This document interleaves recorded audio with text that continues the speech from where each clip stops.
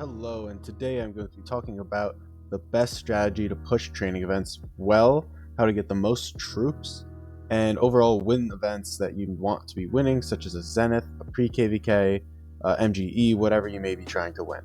So, part of this is rooted in wanting to save your speed ups, right? Not wanting to burn all these training days. I, for one, am running pretty low on my main, right? I'm at 81 days. I'd like to start saving up so I could eventually push the Zenith. This account still doesn't have a Zenith, which is pretty disappointing on myself, to be honest. So that's something I'm working towards. So how am I doing that? So the secret is rooted right in here. You may see this and say, what the hell? Same with this. These aren't really supposed to be here, neither are these. That's because the troop returned and I haven't killed them off, so that's something in progress. Ignore them. But these, why do I have this?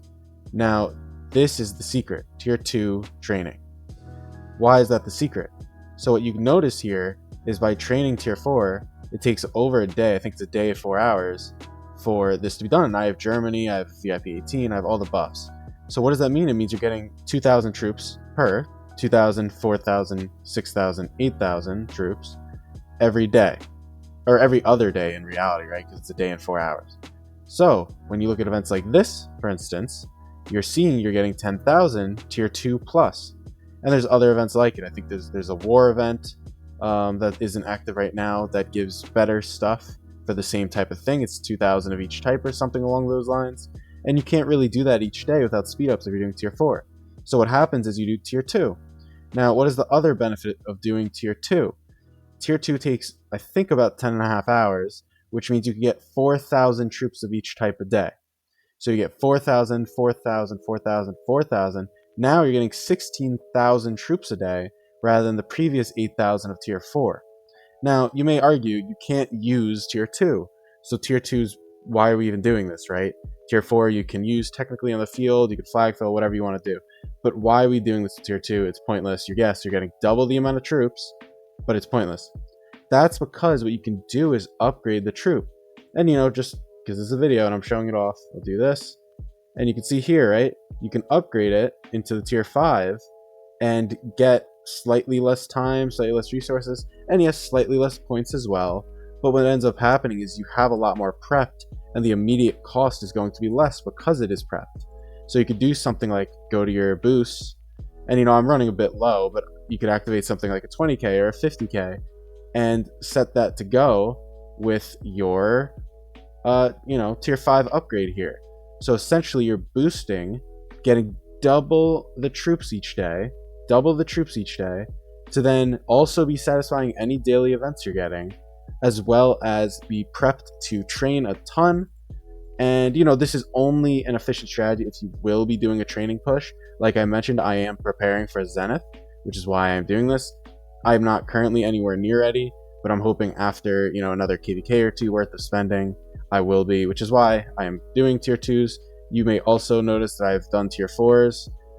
Part of the reason for that is because I'm about to enter KvK, so I'm doing tier 4 now rather than training for just training. So yeah, this is just a quick little video. You can get double the troops, you can prep them, you can push them for less immediate cost, and pushes are all about immediate cost to speed ups, immediate cost to resources, right? And that'll allow you to win events like, Mightiest Governor, if your kingdom is not fixing it or rigging it, right? It'll allow you to win things like Zenith and get those city themes that you may want. I am very disappointed that I actually don't have any. Here I have a 15-day one. I think I pushed a Pre-KvK, which is why I have that.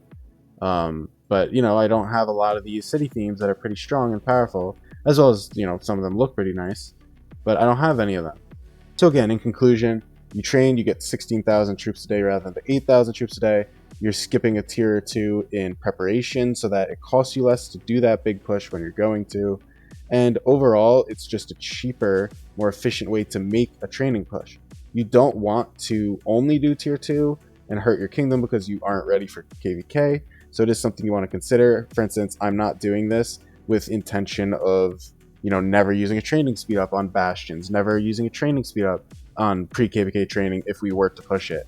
Things like that, right? So you don't want to sacrifice your kingdom growth, your kingdom goals for your own gain, but it is something that you do want to plan.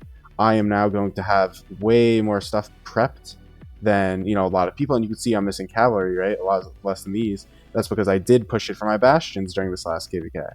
And those are just the type of things where I was able to do it cheaper because of it. And so with that said, if you feel like this little tip was something you didn't know, if it's something you didn't hear before, or if it's something you did hear and you don't do because you disagree with it, do tell me why in the comments. I'd love to hear why. I think there are some downsides in that you're not constantly getting tier 4 trained then, which some people only feel tier 4, which is a problem for them to not have, obviously, right? So I could see that argument, but I am curious to see what your guys' experience is. But if you do like this video, leave that like, subscribe, do leave that comment, and I'll see you tomorrow.